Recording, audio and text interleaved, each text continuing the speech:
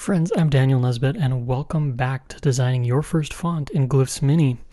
In the last episode, we made a lot of progress with the round characters and characters that shared elements of both our round and square characters. And in this episode, I just want to go through and see how much of the rest of the alphabet that we can get through.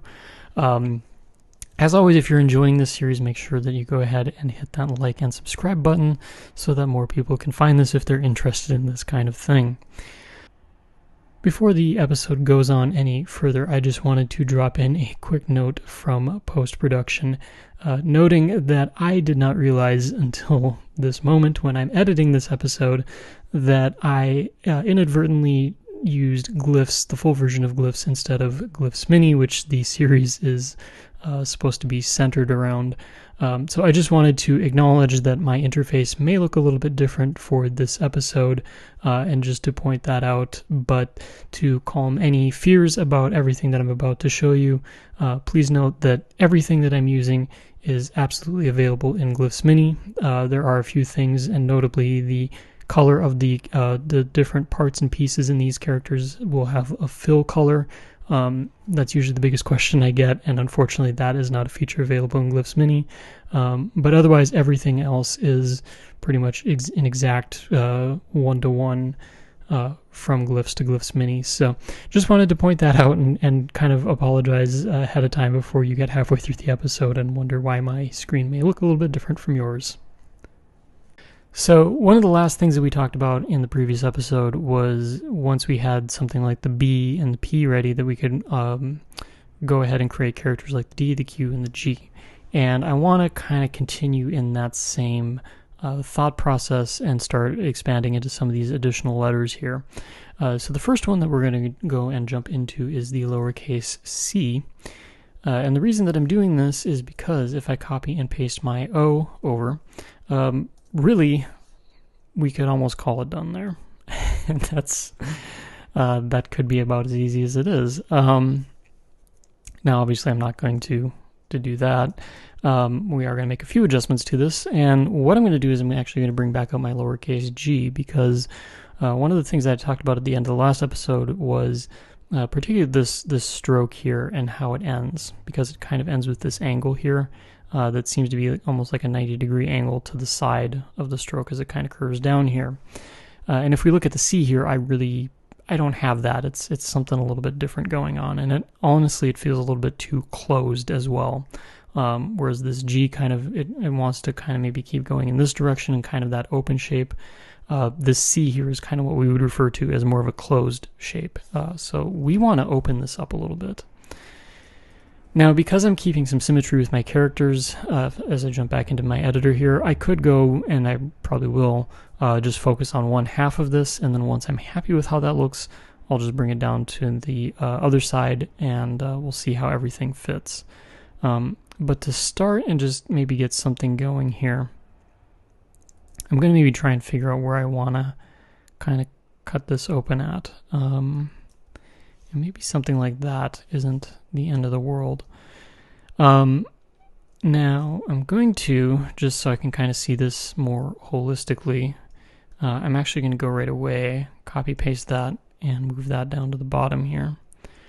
Because I just kind of want to see how this is looking, and sometimes getting a little bit of a different perspective or angle kind of helps. So what I'm seeing off the bat here is that this probably could maybe nudge in a little bit so that it doesn't, well, it kind of, maybe I'm looking the opposite way here. I think actually this was the one that I wanted, because ideally I just wanted something that kind of had a little bit of a thinner shape or end to it. And maybe something like that's a little bit more appropriate. The other thing that I'm looking at is that I actually want to bring this out some as well. When I cut the shape off here, I also kind of lost some of the mass that visually gave this a little bit more width. So what I want to do is just kind of open that up that way a little bit more as well.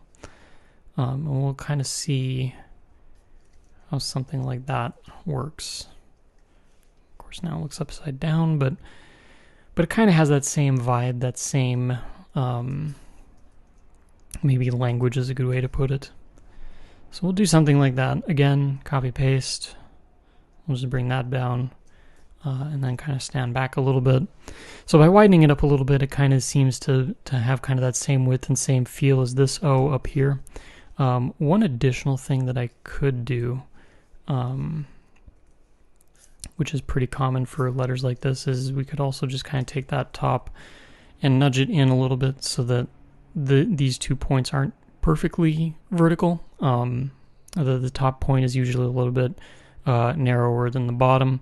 When we get to letters like the S, that'll make a little bit more sense as well, because you'll see that's kind of what makes the letter feel like it's the right way up, among a variety of other details that go into that as well.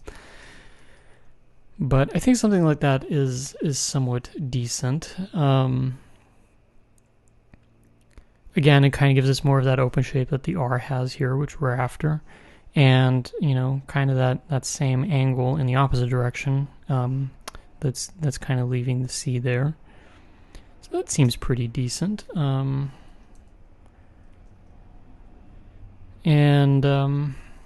Actually, I can't spell corgi. Let's see. I guess I'm just gonna kind of type out a few letters here. This isn't really a word. Hopefully it's not really a word. But I'm just kind of standing back and looking, you know, how is that kind of fitting in with the rhythm and the design of the other letters that I've got going on here. Something to keep in mind with this open space here is that because I have that, I could probably actually even nudge this in a little bit. So this isn't going to be the exact same side bearings as the O, but we'll see what kind of extreme that I can kind of align that to. And maybe something like that works a little bit better. I could do some spacing strings here just to kind of triple check my work a little bit. I mean, at a glance, you know, it looks fine. Again, I'm not really putting a ton of time into the spacing here. Like I've said before, I probably could just do a whole episode or maybe even a live stream of me just doing nothing but spacing for this. But for the sake of keeping things moving here, it doesn't look offensive is probably the best way to put it. So to keep things moving along, we'll jump over to the next character on my list, which is going to be the lowercase e. For this, again, I'm just going to copy and paste my O into here. What I'm going to do, though, is we're going to take this chunk out. We are going to steal this chunk from the O, so you can kind of see that we're starting to kind of build a shape here. And then, again, it's just going to be a matter of bringing in some of my shapes that I want to use to create this E. And for this one, like I said before, with our vertical or our horizontal lines, I should say, they are going to be a little bit thinner, so I will want to do that. There is something that I'll point out here when I went into preview mode. You'll see how that kind of bent in here a little bit. Because these lines aren't falling on the exact grid, Glyphs is kind of assuming that I want to do this, which I don't. I'm going to address that a little bit later. But in the meantime, what we're going to do is we're just going to kind of move this up a little bit. Because, you know, similar to kind of that thing I was talking about with the C, where it's narrower at the top and thicker at the bottom, when we have two spaces like this, two negative spaces, we typically want a little bit of a larger negative space at the bottom than the top. Our eye will make it feel and think that it's even, but it's really not. Again, it's kind of some of that visual trickery that at this point we're probably all very used to. And then what we're going to do here is we're just going to go ahead and grab the knife tool. I'm going to run along that point there. So we'll kind of get that evened out. And then it's just going to kind of be a matter of figuring out how does that curve in, which we probably have a little bit of work to do on that.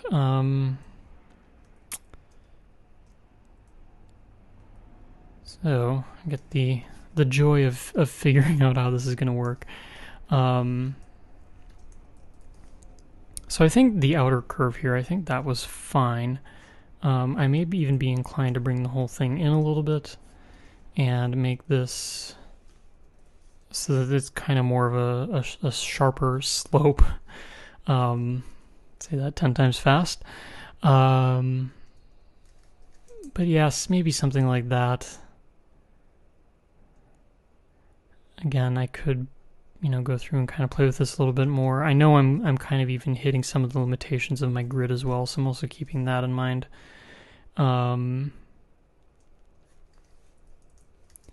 Just kind of going back and forth on how I want to handle that. Maybe I'll just leave that for now. As far as this inner one goes, again, this is just kind of one of those things where I've just got to figure out what's going to look and work best here.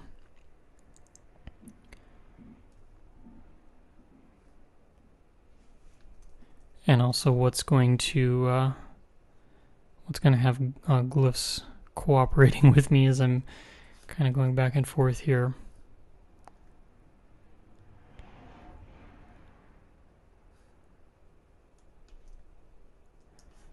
It doesn't seem like it really wants to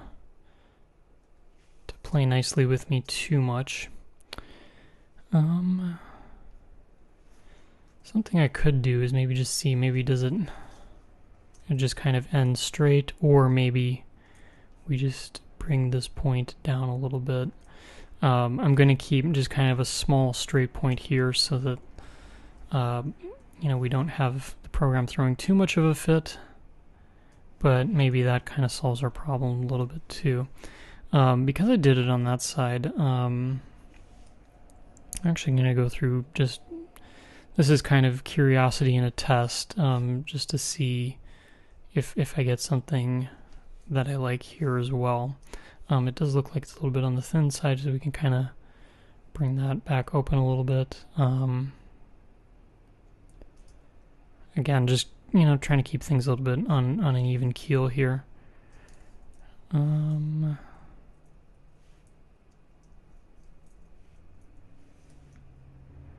also thinking back to earlier when I was talking about, the 45-degree angle thing. I've got a little bit of that coming back in play too. Maybe it's helpful if I even merge those two shapes together. That's certainly a possibility and worth, I think, exploring.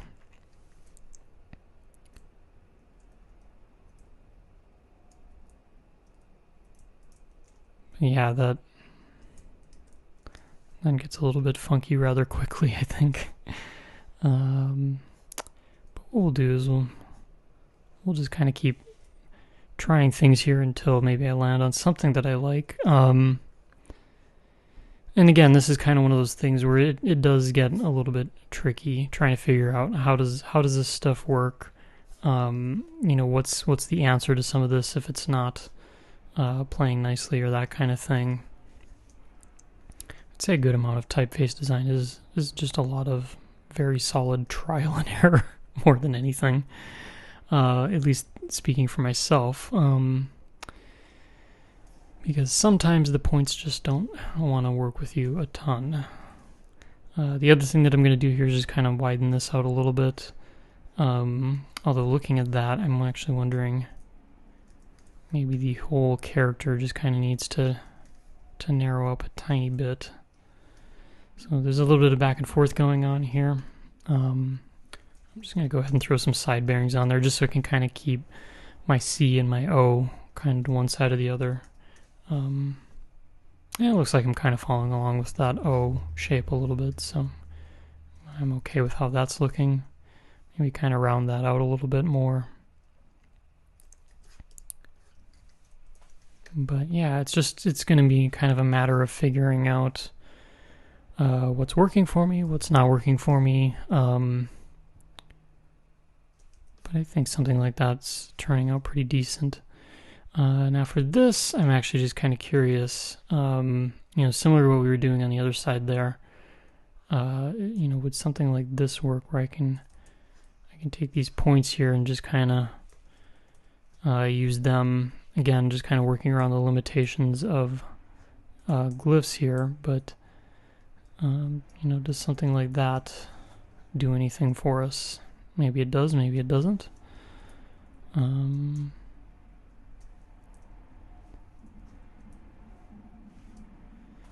But yeah, it's just, like I said, trial and error. There's a lot of it.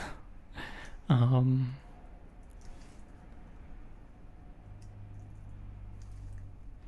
it's interesting when we add new elements into some of these letters, how much it can really start to change things a little bit. So, what I'm chasing is ultimately visually doesn't look like this, and maybe it technically doesn't.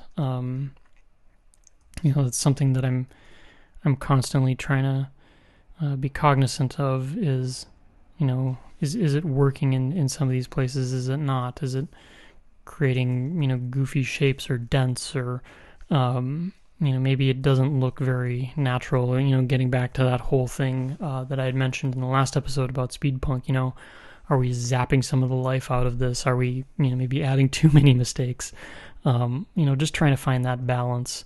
And also, in this case, working with some of the limitations of the program as well. Sometimes it just doesn't want to behave. Do we go through and maybe we add something like that in? I don't know. I've kind of been enamored with this idea of chopping something out of a character. Maybe that's something we do here. Where we've kind of got that join, just kind of creates a little visual interest there. That's something that you can think about is, are there opportunities where you can kind of include almost more like an Easter egg than something that you would notice. When you back up to a smaller point size or something like that, it kind of disappears. But when you zoom in, maybe you get something that maybe looks a little bit pleasing or pleasant. I'm going to let that one stay in, and we'll see if that makes the final cut or not. But anyway, that's a lot of talking for a C and an E. But again, you can kind of see we're trying to keep that even width, that uniform weight. The curves, we're trying to keep roughly, the same. If we wanted to really kind of go and put it through its paces a little bit, maybe we bring back that O and just kind of take a look. How does that work? It looks like this side's working out fairly decent. I did make some changes to it. This side, it does kind of flatten out a little bit more, but I'm also thinking about how it not only curves down here, but how it's even coming into the arm of the E here. So, maybe I'm okay with how that works. It's kind of a visual thing that I'm going for that versus the math. So yeah, I'd say those two are pretty good. Again, you'll notice I've got a couple green flags here, and that's just because of my spacing and my grid kind of fighting each other. We'll let them continue to fight and deal with that a little bit later. I suppose it's probably worth noting we do have the L, and that is going to be just as easy as you probably would imagine it to be. So we'll do that on one side, and we'll get the spacing on the other. So something like that kind of works. We'll get rid of the spaces there. I guess there's really not much to say about the L. It's just going to be a straight line in this typeface. So we can bump out of that one pretty quickly. Let's see, what else can we take a look at here? So I guess we could look at maybe something like this, the word gift.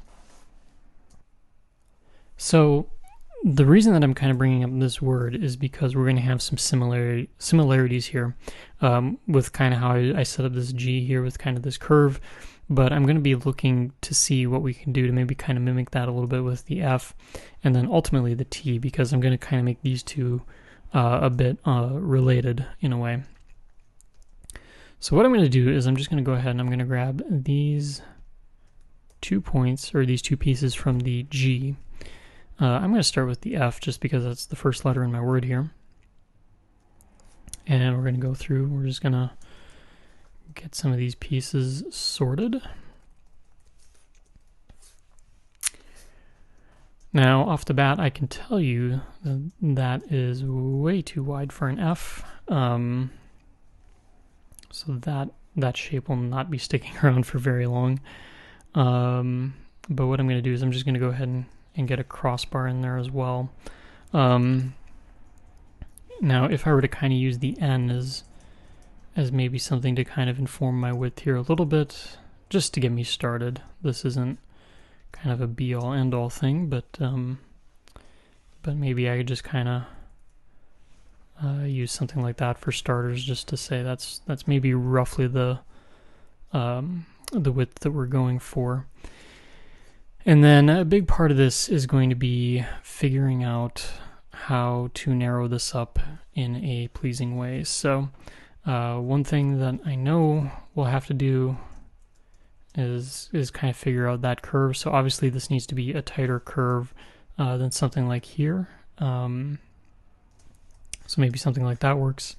And then it's just going to be a matter of bringing this in and then just figuring out how all of these pieces are going to behave with each other. So this is going to be a little bit more of a trial and error kind of thing for me. But we'll kind of see, maybe even this doesn't, this isn't a nice full curve or arc or something like that.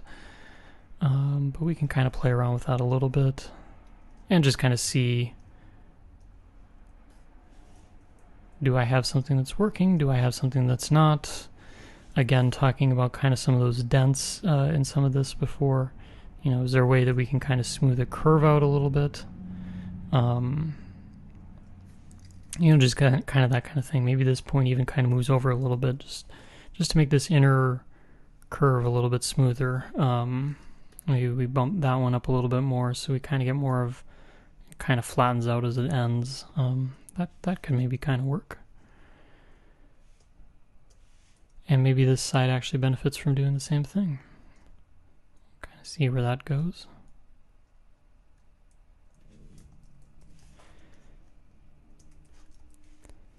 And then what I'm trying to do here too is I'm just trying to keep in mind how this is ending, because something that I don't want is I don't want kind of that flared end where it's you see the lines start to kind of flare out a little bit. And I probably should have pointed this out maybe a little bit earlier when I was working on some things. But that's kind of what I'm doing when I'm playing with these ends, is just trying to figure out how I can kind of keep it nice and flat or nice and even as we get to the ending of the stroke, so that it just doesn't look like I flared it out or something like that. That's really not the intention that I'm after here. And at least for me, sometimes that takes a little bit of trial and error. Typically what I notice is it stands out the most when this point here starts to drift into the line. So I'm kind of doing this extreme, but I'm trying to keep this point here either on the line or maybe even a little bit above it as well, depending on where it wants to snap to. And kind of the same on the inside too, just figuring out where it's going to be living its best life at, and then adjusting everything accordingly. So I don't know if something like that is serviceable. If I back up a little bit, it kind of all blends together a little bit more, but I think something like that is pretty decent. For the side bearings, I'll just kind of note on the F here, because I'm not going to be using the N or the O for this. But a trick that I have is when we get into the angled letters, like the V, for example, which I kind of use as that control character for angled letters. Sometimes I might actually use my side bearings for my V on my F, because it does kind of have kind of that shape with the negative space there a little bit. But since I don't have that set up yet, I'm just going to go ahead and use 35 units on each side to get something started. And then if I just kind of look back, maybe I bring in some of these other control characters, it looks like it belongs. I don't know if maybe that doesn't need to be as much. That's certainly up for debate.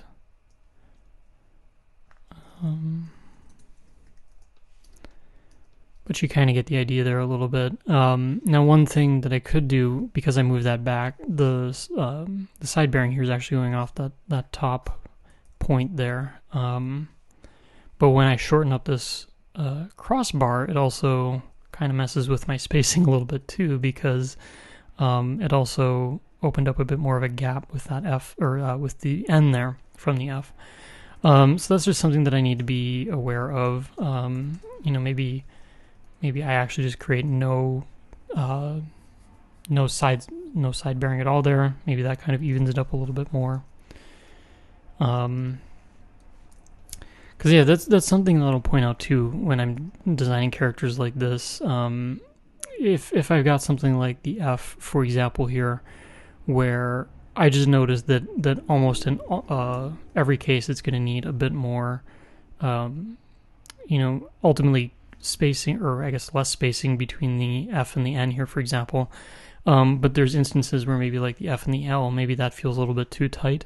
Sometimes when I'm kerning, I think it's easy to think about kerning as bringing characters closer together, and that can be fine for a lot of things. But sometimes it's less work to consider, maybe having this closer together from the start, and then kerning being a positive thing, where if pieces of that F are crashing into another letter, that we use kerning to open that space up instead. And you may find there's just less instances of that where you have to go and adjust that. So it's kind of a little trick, just kind of for further on down the line, that may be worth considering.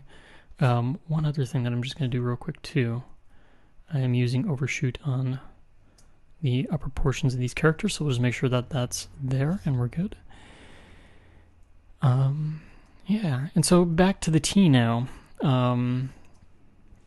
So we're just going to go through, and again, it's kind of a similar story to what we did with some of the other letters like the B, D, P, and Q. I'm just going to go through and adjust some of this, so this isn't going to go all the way to the ascender line. T's tend to typically be a little bit shorter. The other thing that I know with a T is that it also can benefit from being a little bit narrower as well. So I'm actually just going to bump that in probably something like 5 units. So we'll kind of make that a little bit tighter as well. And again, you can see like it's already, it looks pretty decent. I suppose you could argue maybe it's a little bit on the wide side still. Maybe I look at it next to some other letters here as well.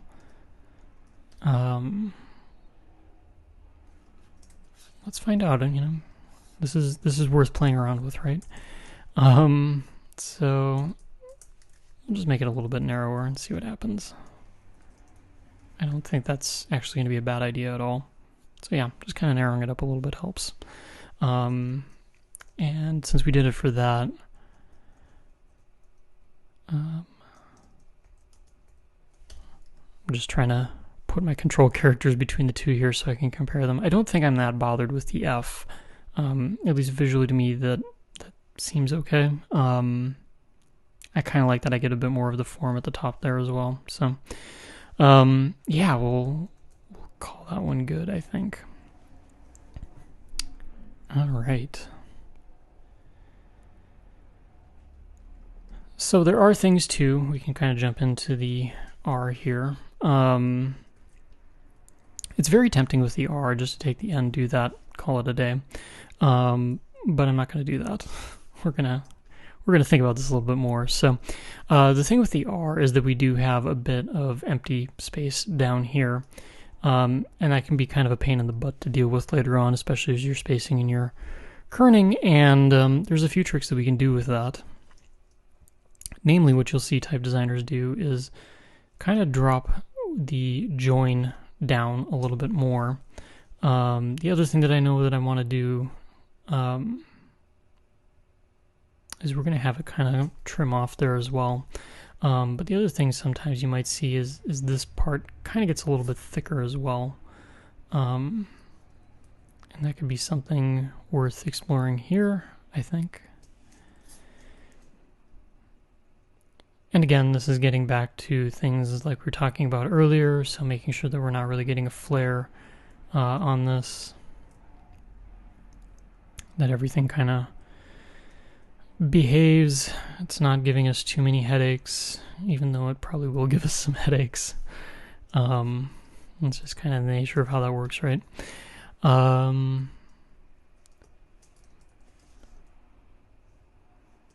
But yeah, maybe this even all kind of curves in a little bit more, so it's more of a purposeful stroke. If this was a pen writing this, maybe it just takes a sharper arc in there, kind of smooths that out a little bit, if I can get my words right. Kind of maybe bring this out a little bit more too. I think they would benefit from that.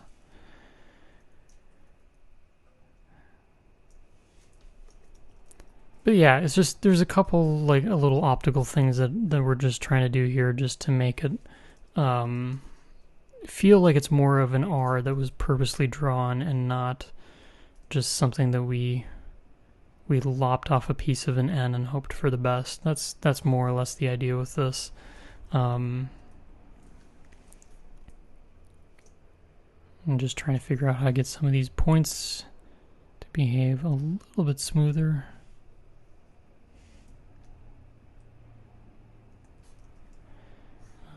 I am going to break a little bit of a rule there and kind of hide that point under, or the handle under the point. It's kind of a big no-no, but I do tend to break rules a little bit from time to time. I think I've probably done that in a few other episodes as well. You probably could go back and find those, but that is kind of one of those little no-no things that I find myself doing.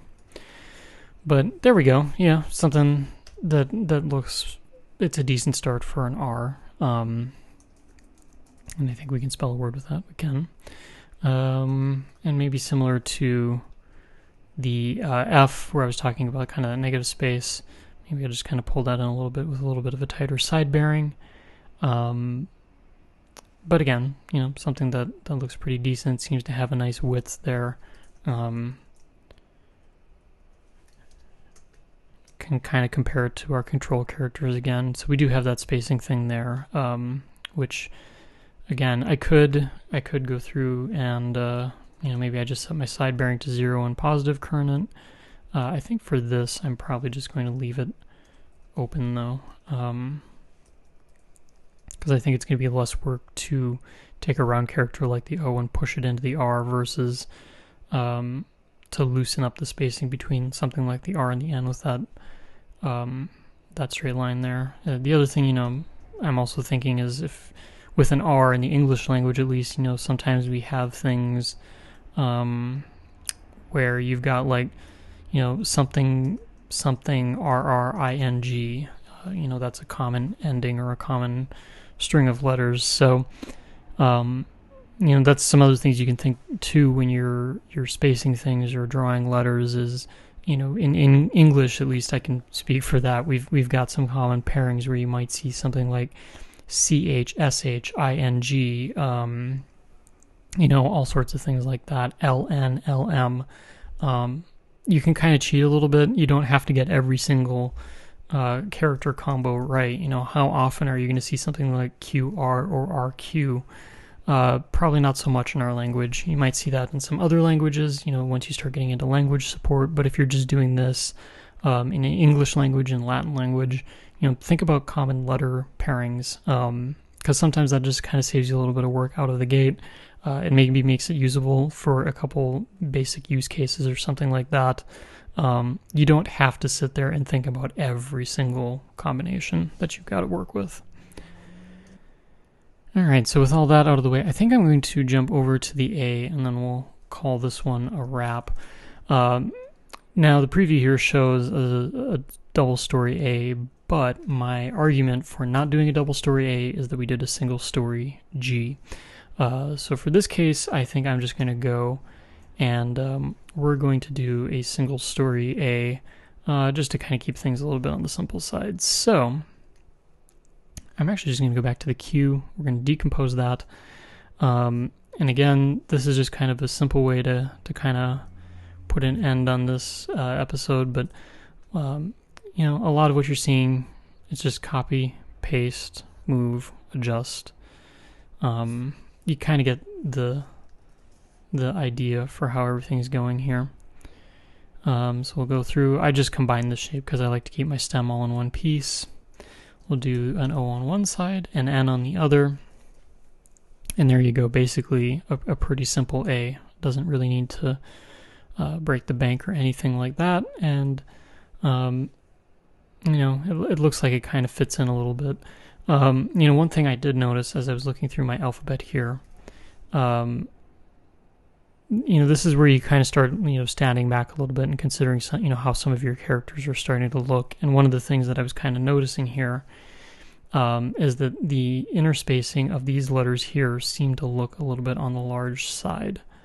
And so this is where I want, if you're going through this and following along, I don't want you to be afraid. If you have to go back and adjust something, by all means go back. It's so much better to do this stuff now than later on when it's going to be a little bit more of a chore to do that.